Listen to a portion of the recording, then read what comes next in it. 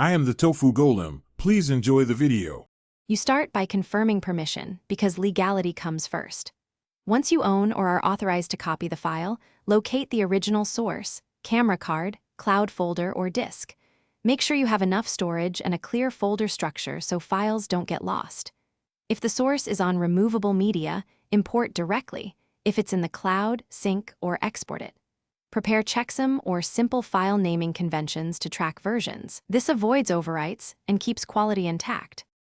Next, decide how to copy and why that method matters.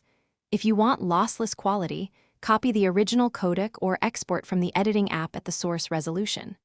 Once done, choose a transfer method, direct file copy when possible, export or legally authorized screen capture only if that's the allowed route. Make sure to set sensible bitrates and preserve metadata so files remain organized. Finally, run the transfer and monitor for errors. This prevents corruption and maintains expected quality.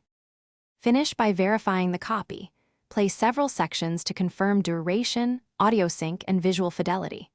Once verified, create at least one backup, local and offsite or cloud, and label copies with date and source for later retrieval. If anything goes wrong, such as checksum mismatches or sync errors, recopy from the original source and consider exporting with different settings. Make sure DRM-free and permission-compliant copies are stored securely, and keep a simple log so you can trace any future issues. Thanks for watching. Consider subscribing if we helped you today.